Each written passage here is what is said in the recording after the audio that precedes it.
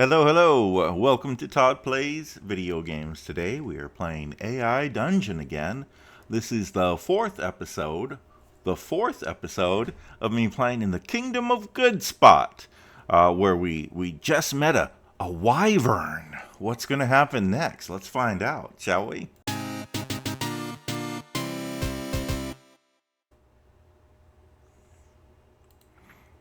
All right, let's see. So we just done some shopping. We had sold some stuff, and I had just used this little trick of using a bracket. Something exciting happens, end bracket, which tells the AI to just do the thing in these brackets. It's like sending in a command, and then it did a thing.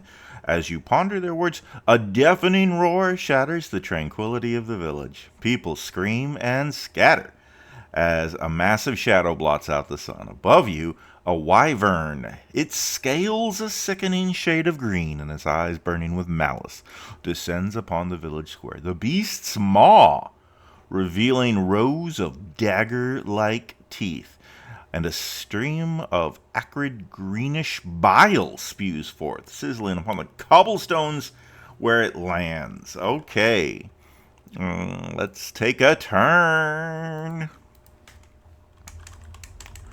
I turn to face the wyvern and shout, "Look out, ladies! We have uninvited company." It's not a bad line for making it up off the top of my head. June's eyes blaze with determination as she pulls an arrow from her quiver. "I've got the eyes," she declares, taking aim. July, the half-orc, her grip tightening on Choppy, charges towards the beast, roaring with a ferocity that matches the wyvern's. The wyvern's tail lashes out, knocking over a market stall and sending fruits and vegetables flying through the air. Well, that's just uncalled for. That's not hurting anything. The fruits and vegetables stand isn't hurting anything. Knocking it over obviously is. I meant the fruits and the vegetables, they never hurt nobody. I cast a spell of Go Fast. I cast a spell of Go Fast on July. Okay. I mean, let's see what the AI thinks that spell does. I have an idea. I think it's pretty obvious. We'll see. A surge of magical energy courses through July, making her movements blur as she closes the distance to the wyvern with alarming speed. "Let's see how you like Choppy, lizard face," she shouts, swinging her axe with deadly precision at the beast's legs. Okay, that's not a bad battle cry. I mean, wyverns are lizardy. They got scales and everything. So I guess that's lizard face is a fine insult. The wyvern screeches in pain, its focus diverted momentarily. June seizes the opportunity, releasing an arrow that flies straight and true, embedding itself into one of the wyvern's malevolent eyes. Oh, good job, guys. Here, let's get a picture. We're gonna do the old picture making with Dolly 3 HD, top of the line. It's gonna use credits. I got a lot of credits on this account though, so it's fine. Did it say what color it was? I'm just gonna say green, scaly wyvern in the middle of a quaint medieval village. A half-orc Amazonian Amazon warrior woman is attacking it. Okay, let's see what this looks like. Boop, boop, boop, boop. And processing. Image not found. Oh, geez. Sometimes the image generation doesn't work. Let's try it one more time. We're going to make it a little simpler. A greeny, scaly. I spelled that weird. Oh, is that not how you spell scaly? Is that... Scaley is a word. I don't know if it's the right word, but it's a word. Spell check's not getting mad at it.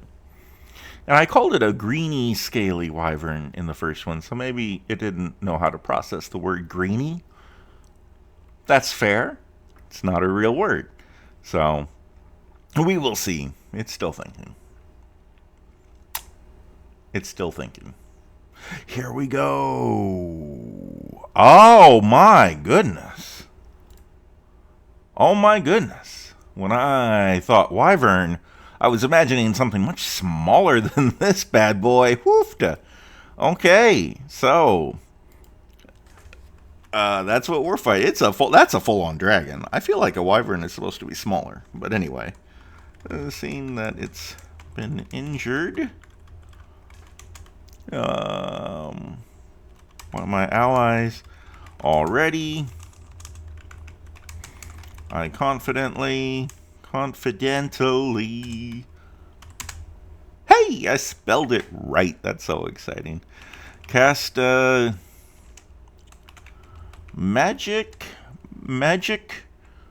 pain maker on the wyvern. Magic pain maker. It's not my most creative spell, but it works.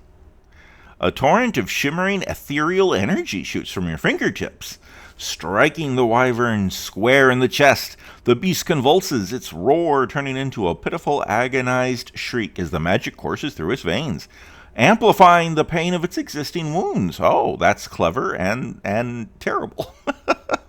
With blood oozing from its eye and leg, the wyvern thrashes wildly, its tail snapping like a whip. I shout, "Now's your chance, July. Finish it!"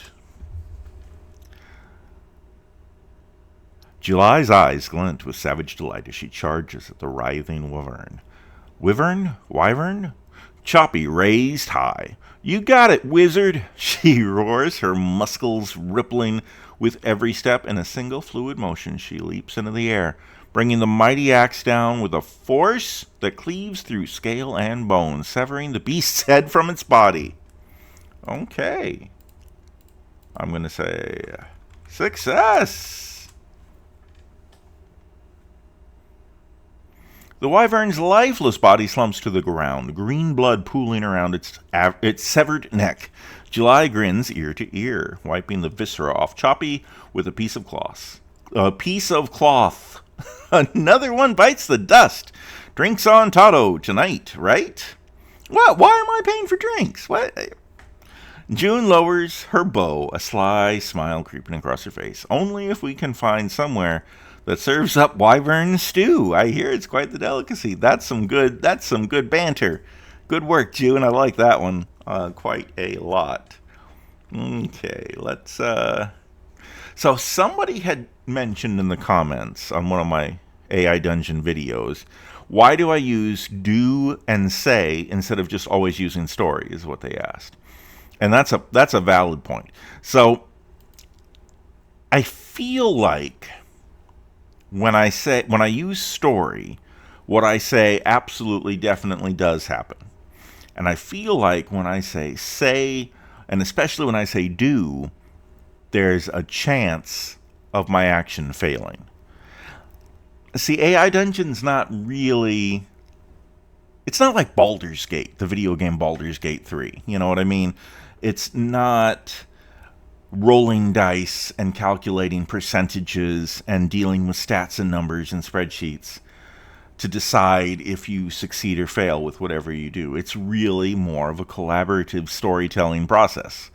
And so if you want to introduce any type of challenge into the game, I feel like the do action is going to be better than the story action. Although the do action almost always succeeds anyway, so there's some argument to say you could just do it in story mode all the time. I think a lot of people do. I certainly use story mode a lot, so it's fine. Either way is fine.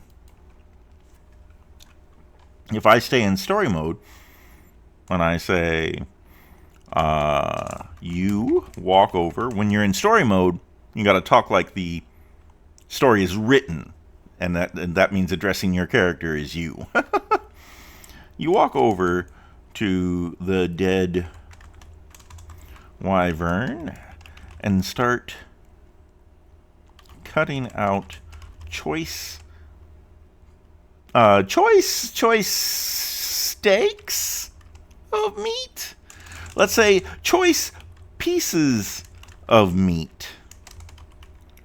I'm sure someone will cook these up for us. You say to June and July. Boo, boo, boo, boo. You then shout to everyone, hey, free wyvern meat here. You just gotta butcher it yourself. Come get it. Butcher, yeah, I think that's exactly what butcher means. I think I used the word butcher right.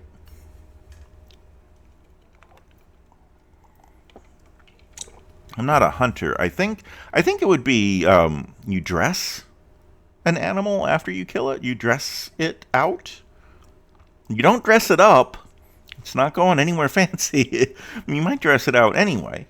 Cut out the good meat. That everyone understands what that means. It's fine. It's fine. It's fine. Villagers cautiously approach the fallen wyvern, their fear giving way to excitement at the promise of rare and exotic meat. The blacksmith, an imposing dwarf named Gromnir, with a bushy red beard and arms like tree trunks, is the first to stride forward. He wields a massive cleaver and nods appreciatively at your handiwork. We'll all be damned, Totto. You did a fine job bringing this beast down. You wave to Gromnir and say, killing evil things, killing monsters. Let's say, killing monsters is pretty much our speciality.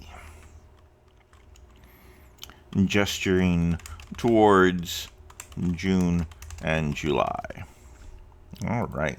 Because it was a team effort. Everybody lent a hand. It was a team effort. Everybody helped out. Gromnir chuckles, the deep rumbling sound echoing off the nearby buildings. Ha! And a fine team ye make.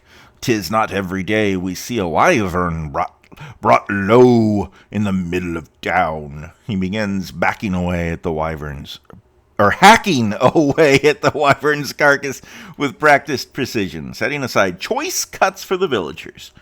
June watching the scene unfold, nudges July with a smirk. Let me just hit continue and see what they say next. What do they say next? Tell me. You know, if you keep swinging that axe like a wild animal, you might actually hit something important one day, June teases, her eyes twinkling with mischief. July snorts, flexing her brawny arms. At least I'm not prancing around with a twig and a string. I guess that's my voice for her now. That's not a good voice for anything, really. Hoping I won't break a nail, she retorts, swinging at June. Okay, at least I'm not prancing around with a twig and a string, hoping I won't break a nail, she retorts, winking at June. That's a pretty good dig, says the half-orc to the elven ranger. The camaraderie between them is as palpable as the scent of freshly slain wyvern. Now, the great thing about story mode is you can use it to do time skips. You bring the meat to the tavern, and they cook it up for you. You, June, and July are big heroes in the town after saving it from the wyvern attack. And they give you free room and board. You party into the night and sleep in your free rooms. The next morning, you three are finishing breakfast and deciding what to do next. All right. The sunlight streams through the tavern window, casting a warm glow over the rustic wooden table where you, June, and July sit. Plates with remnants of wyvern meat are scattered before you, the rich, smoky aroma lingering in the air. Nothing I like more than wyvern bacon in the morning. Mmm. July leans back in her chair, a satisfied grin stretching across her face. Ooh. Just satisfied from the delicious food, I'm sure. I haven't eaten this well since, well, ever. What's next on our adventure list, Totto? Another wyvern? Maybe a dragon this time? Okay, I'm going to use the old bracket trick. Please generate a new quest for us to go on. Okay, let's see what the AI comes up with. Just asking it to generate a new quest. Before you can respond, a figure darkens the tavern doorway. It's an old woman with long silver hair braided down her back and piercing blue eyes that seem to hold centuries of wisdom. She's wrapped in layers of rich purple and gold robes adorned with intricate symbols that you recognize as ancient runes of protection. So what is this lady? Is she a witch? What's going on here? Excuse me, heroes, she says, her voice steady and commanding, so not at all the voice I used. Excuse me, heroes, her voice steady and commanding. My name is Eldra, keeper of the sacred grove. Oh, she's a druid. She's got a keeper. She's a sacred grove lady. She's a druid. I guess I'll stay in story mode. I can. You stand and bow to her. Then say, hail and well met, Eldra. I am, what's my name in this game? In this adventure? Totto? I think I'm Totto the wizard. Right? Who am I? Oh my gosh. Oh, that's fine. It's fine. I think I am Totto. I'm Totto the wizard. And this is June and July. Okay. I guess it's weird that I told her what my job is, wizard, and I didn't say what their jobs are, but it's fine. It's fine. It's fine. Eldra nods her head in acknowledgement, her piercing blue eyes sweeping over you and your companions. The pleasure is mine, Totto. I have come with an urgent matter that requires your unique talents. I mean, we fight and kill monsters with magic and axes and swords. It's weird to me that she said unique ... talents. That makes it sound like it's something more special than what we do. But it sounds like an innuendo to me, but whatever. Unique talent, she says, her gaze lingering on July's blood-stained axe and June's sharp eyes. So she wants our axe in our eyes, obviously. June arches an eyebrow, crossing her arms. We just dealt with a wyvern. What's next? A rampaging hydra? Eldra's face grows grim. We're about to find out. In a sense, yes, she says, her voice dropping to a hushed tone. The sacred grove has been overrun by a malevolent force, a twisted amalgamation of nature and dark magic. The villagers speak of a terror known only as the shadow briar, a monstrous entity that corrupts everything it touches. July grins, her fingers twitching around Choppy's handle. Sounds like fun. I've been itching to chop something else. This does sound like fun. This sounds great. You say. One advantage to using the say command is you don't have to type you say, comma, quotation marks every time. But you do have to click the button and switch to say. So I don't know. 6 of one, half dozen of the other. You say, we'd be happy to help. Exclamation mark. We'd be happy to help. We've just finished breakfast, and I think if you're ready, we can head there right now. Let's go. Why wait? Let's fight the shadow briar. Elder's eyes glimmer with relief, and she quickly turns to lead you out of the tavern. Follow me, and I will show you the way to the sacred grove. She says, her voice imbued with both urgency and gratitude. Can you tell me how to get to the sacred grove? As you step outside, the crisp morning air is filled with the sound of birds chirping and villagers bustling about, mending the damages from the wyvern's attack. Well, we'll leave you to, fix all the broken stuff, and we pretty much left you to deal with the giant dead body in the middle of town. But really, we did do the hardest part, killing the wyvern, so yeah, we don't even live here, and it's fine. We're leaving now, by the way. A strange lady walked into the bar and asked us to follow her, so we did, which everyone should do all the time. If a strange lady tells you to follow her to her ancient grove, sacred ancient grove, just go with her. It's probably legit. Anyway, this is where I'm going to end it for today. Thank you for watching, everybody. Next time we play, we're going to go fight, what was it called? A shadow briar. I don't know what that is exactly, but I can't wait to find out. Thanks for watching, everybody. We'll play again soon. Thank you and good night.